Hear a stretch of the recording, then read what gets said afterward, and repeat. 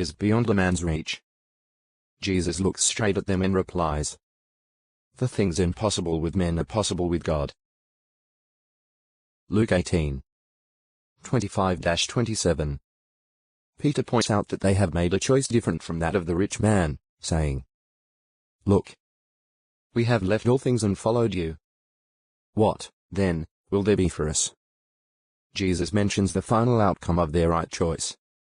In the recreation, when the Son of Man sits down on his glorious throne, you who have followed me will sit on 12 thrones, judging the 12 tribes of Israel. Matthew 19:27-28. Clearly, Jesus has in mind the future time on earth when there will be a recreation of conditions that existed in the Garden of Eden. Peter and the other disciples will be rewarded by ruling with Jesus over that earthly paradise, a reward truly with any sacrifice they may make. Yet the rewards are not all future. His disciples experience some right now. There is no one who has left house or wife or brothers or parents or children for the sake of the kingdom of God, Jesus states, who will not get many times more in this period of time, and in the coming system of things, everlasting life. Luke 18:29-30. Yes, wherever his disciples go, they can enjoy a brotherhood with fellow worshippers that is closer and more precious than that enjoyed with natural family members. Sadly, it seems that the rich young ruler is going to lose out on that blessing as well as the reward of life in God's heavenly kingdom.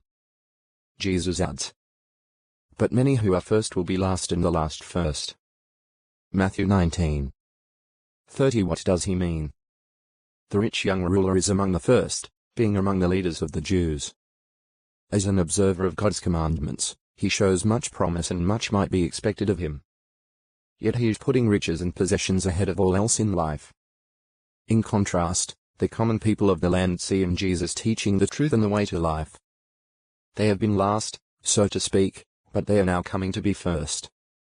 They can look forward to sitting on thrones in heaven with Jesus and ruling over the paradise earth. A rich man asks about everlasting life. What kind of man approaches Jesus? Why does Jesus object to being called good? What rewards does Jesus promise his followers? How did the first become last and the last, first? 96:225. Jesus has just told his listeners in Perea that many who are first will be last and the last first. Matthew 19:30. He underscores this statement with an illustration about workers in a vineyard.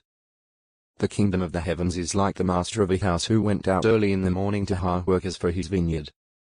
After he had agreed with the workers for a denarius a day, he sent them into his vineyard. Going out also about the third hour, he saw others standing unemployed in the marketplace. And to those he said, "You too go into the vineyard, and I will give you whatever is fair." So off they went. Again he went out about the 6th hour and the 9th hour and did likewise.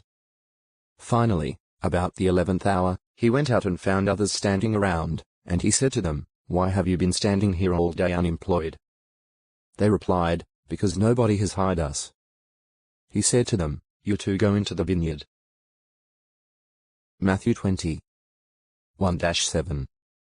Jesus' listeners likely think of Jehovah God when they hear mention of the kingdom of the heavens and the master of a house. The scriptures present Jehovah as the owner of a vineyard, which represented the nation of Israel.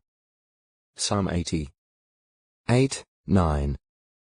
Isaiah 5:3. For those in the law covenant are likened to workers in the vineyard. Jesus, though, is not illustrating the past. He is describing a situation existing in his time. The religious leaders, like the Pharisees who recently tried to test him on the subject of divorce, are supposedly laboring continually in God's service. They are like full-time workers who expect full pay, the wage being a denarius for a day's work. The priests and others in this group consider the common Jews as serving God to a lesser extent, like part-time laborers in God's vineyard. In Jesus' illustration, these are the men who are employed about the 3rd hour 9 midnight or later in the workday. At the 6th, 9th, and finally the 11th hour 5 midnight. The men and women who follow Jesus are viewed as accursed people. John 7:49. For most of their lives, they have been fishermen or other laborers. Then, in the fall of 29 CE, the master of the vineyard sent Jesus to call these lowly people to labor for God as